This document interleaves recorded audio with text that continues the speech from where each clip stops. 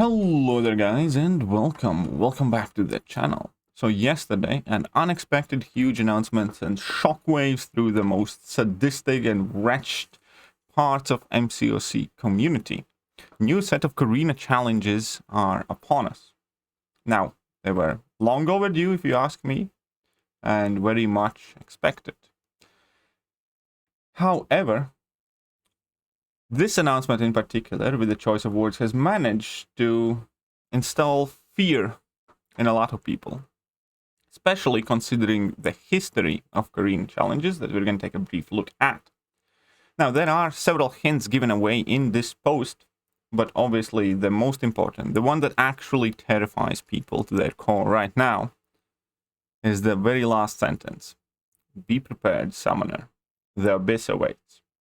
So it means that these Korean challenges, at least that part, will take part in Abyss. Now, which in itself does not pose a major problem. There's only one big issue with doing challenges in Abyss, which we're going to touch on in a second. Before we get there, I want to make sure that people understand that obviously there will be different objectives in different quests, which we can speculate about. So if we can take a look at the history of these challenges, the first set was 9 challenges, and they were basically placed in Act 5, Act 6, and Labyrinth of Legends. Specifically 5.2, 3, and 4, 6.1, and 2. Right, that being said, it is perfectly possible that the next sets are also in Acts 5 or 6. I think we are likely going to see some in Act 6, some in Act 5, or perhaps this time they want to check out Act 7. But it's kind of tricky to imagine Act 7 Korean challenges because the overall level of nastiness, so to speak, in Act 7 is significantly lower. But I'm sure that they can surprise us. There are obviously also variants that they can utilize should they choose to do so. And other than that, I think that's kind of pretty much it. It's Act 5, 6, 7, and variants that most of these challenges will take place. Obviously, last time we had also a set of Carina challenges in a Labyrinth of Legends, and these were by far the most controversial ones, maybe aside from Van Mike's Revenge, which is something I definitely will touch upon. Now, the Labyrinth challenges, in my opinion, fell in, two very contrasting categories. We had O Canada one, which was, in my opinion, enjoyable, perfectly reasonable, and, quite fun, and an actual challenge. It didn't feel like you're playing, a slot machine where you're just throwing revives in. With ramped up Sabertooth, you could do each fight in like a single revive. And I believe the total run for me was like 27 or 29 revives, something like that. And it didn't feel too bad. It felt like an actual challenge because we had fun. We played through it. And, it didn't take 5-6 hours like Inhuman and Dance-Off did. And especially Dance-Off was the biggest problem, because you were not allowed to use any synergy teams, you were not allowed to do anything, you just had your 4-star Star-Lord, infinite revives, and that felt absolutely miserable. Just about as miserable as I would add using 3-star Cyclops to beat Collector. You got to the Collector in a handful of revives, and then you were just sitting there, throwing in a revive, doing 2 combos or 3 combos, and then throwing in a revive again, so on and so forth. And that is the by far worst case scenario. Also, these 2 single challenges, in my personal experience, accounted for about 70% of the resources used, because the Star-Lord one's by far the most expensive one. And then obviously with Mike's Revenge is also quite expensive. And these are the poster child challenges that I hope we can avoid. But as soon as Abyss is mentioned, there is a major problem. And that is the Collector, which I pray to God they have accounted for. Because the problem with Collector is that the fight is extremely hard. And, still to this date, only a handful of people have pretty much ever soloed the Collector. And the reason for it is obviously the huge health pool, huge attack value, undexable specials pretty much, and, constant unstoppable spam and everything else, on top of their weights and so on and so forth. The fact of the matter is there's only around, I'd say, possibly 10, 15 good counters to Collector. And that is the big problem. That is the big problem with any challenge taking part in Abyss, unlike Labyrinth of Legends. Final boss is way harder. And for many people, even with their full rosters, the final boss literally feels like just dump in your wallet and revives there in order to get it down. Final boss single-handedly is the reason why more people haven't done the Abyss. And that obviously presents us with three options. Either Kabam's going to do something very, very silly, unpopular, and stupid again, which is going to be, you know, make an insane challenge that feels much more like an offer that you buy because you just end up buying Odin's and Odin's worth of revives to finish it up. Second option, that they do make a reasonable challenge with one of the more kind of like popular counters to the collector, which would be neat. And the third option is that the challenges in Abyss could also be done in a manner where we don't have to defeat the final boss. It could be that we need to defeat a specific champion in Abyss, and obviously all the fights up until that champion. For instance, the challenge could be to defeat Old Man Logan, right? So then you would need to find Old Man Logan on a map, and figure out that you need to defeat Darkhawk, Luke Cage, go down and fight Old Man Logan. Or it could be somewhere deeper in the map. As long as you can avoid fighting Collector, then they would have much more space and liberty to make reasonable challenges. But keep in mind, we are talking with a company who made us do Collector with 3-star Cyclops and thought it's funny. We're dealing with a company who made us do Labyrinth of Legends and throw 60 to 100 revives at it. So I'm not 100% sure if we can expect it to be reasonable. And don't get me wrong, I like challenges. I love them. I did the first ones in like 2 or 3 days. And I can tell you 100%, a couple of them felt absolutely miserable. I fully 100% understand why a significant portion of the player base will never do some of the first challenges.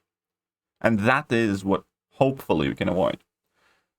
Last time, it was Kabam Tipped who I believe made most of these challenges happen. This time, however, there is an additional piece of information that we do need to keep in mind. On the controversial post about balance updates that I am going to make another video about before Omega Sentinel crystals come to the game, we were told that a new team member has already begun helping the team, working on Alliance war tactics, and the next iteration of Carina challenges. So this time, Kabam Janik ought to have had a significant input. Now, I'm not, super accustomed with Kabam Janik, but based on all the people saying all the wonderful positive things about him, which I absolutely have no doubt about, I do hope that we have some more decent chance for reasonable challenges. Not saying make it easy, not saying don't make it so that you need to burn 10, 20, 30 revives.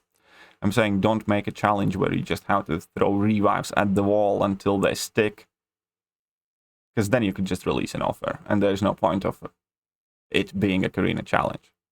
If they're going to make another Stalos dance-off, it's quite literally best to have it in an offer. At least some people wouldn't have to waste like 6 hours of their life. Because that's not a challenge. It's just a very slow-loading purchased receipt for an offer. Right. So all of these things combined, we can start speculate a bit. Because I have seen a lot of people make a ton of guesses. And I have seen even some alleged data mines, which I think was a huge troll. Because, I don't believe that those challenges that were apparently data mined on Reddit could be that unreasonable. Those would be literally undoable. Either way. So let's start with that.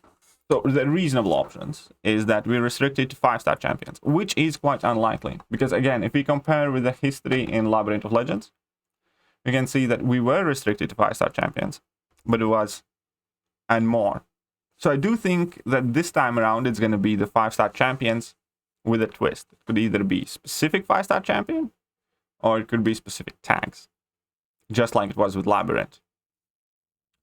So I do think that just playing flat out 5-star champions only is unlikely. I think it's going to be 5-star champions of, I don't know, mutant class, or 5-star champions like Avengers. So that is the second option here. One class only, 5 or 6 star, likely combined with the 5-star champion requirement. And again, that would pose interesting challenges, and I think could potentially be somewhat doable pending which class we would need to pick.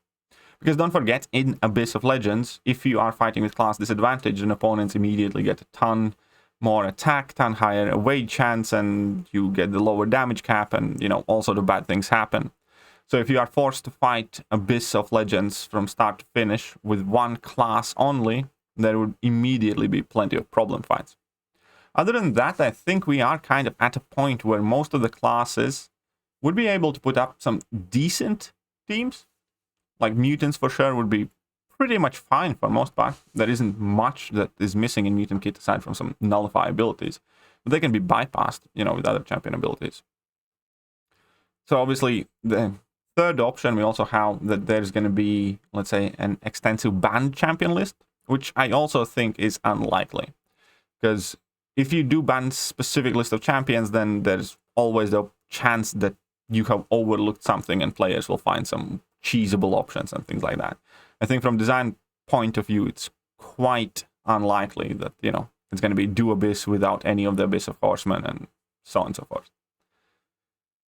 And then there is, again, the most likely option being the star level with the tag only. And then it entirely depends, obviously, which tags we are talking about. Now, in order to show that, I'm going to jump to Aunt May, I believe. Because there's only a handful of tags that are kind of big and diverse enough to actually make it reasonable. Again, and I'm using that word reasonable a lot because quite often Kabam isn't, unless we make them. But if we take the tags, as I said, Avengers, I think would be a very good example of a tag. So, for instance, 5-star Avengers only. Because Avengers is a tag that's quite unique in the sense that it encompasses pretty much all the classes. I think if we add in Namor, which Namor should, yeah. I think with Namor, it's all of the classes. We have Science, we have Skill, we have Tech, we have Cosmic Champion, and Mystic, and a Mutant.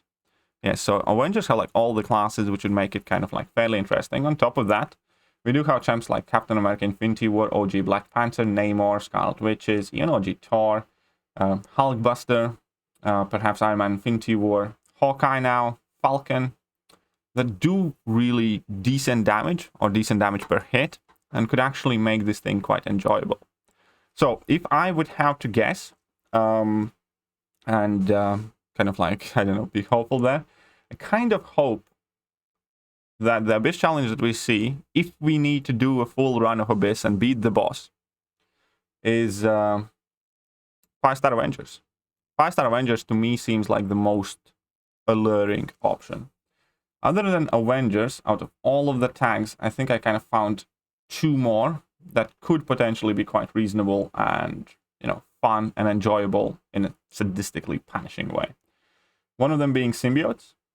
I think with symbiotes, obviously, we have a lot more limited amount, but it's still workable because in between Venom, Symbiote Supreme, Null, and then either this Stealth Suit Spidey or Venom Pull, you could find decent damaging options with a Mystic Champion for your Nullifies, and there would still obviously be problems with some matchups, but it could potentially work, maybe.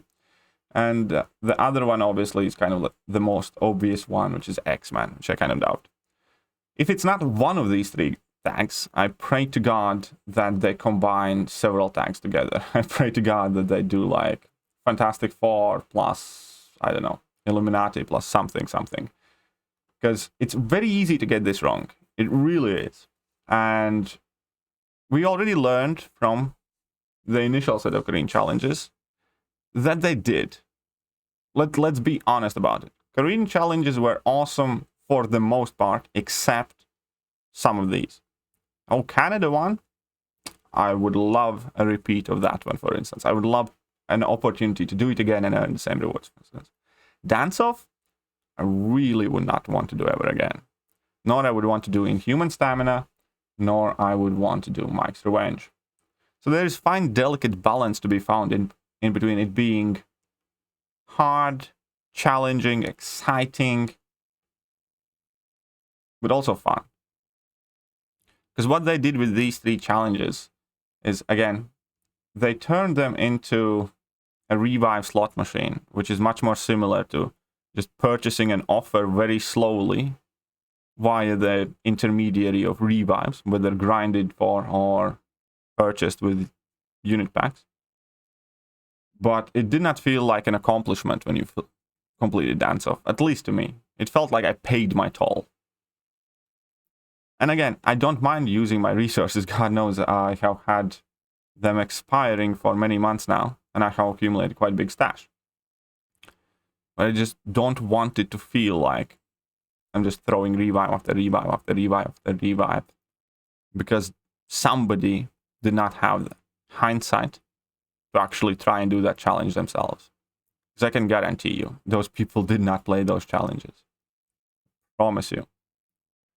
That being said, I still kind of hope it is going to be KO specific champion, because then they can go way more specific in the champion requirements, and then it would immediately put a lot less pressure on the entire thing. We don't have to defeat the final boss, because the final boss is going to be a huge, huge, huge problem. It's a revive fest, it's a horrible fight, and, you know, it's the main reason why I don't particularly enjoy going back to Abyss. It's just because I don't find it fun. And if they combine that with an extremely limited roster, I think there will be a lot of very unhappy people. Again, all that being said, let's hope that Kabam Janik hasn't turned into Kabam Janik, and he actually has prepared us a very fun, exciting set of challenges. But until I actually see them, until I actually know what they are, I am definitely worried about the Abyss ones. They are so easy to get so wrong. Let me know what you guys think, and catch you guys soon. See ya.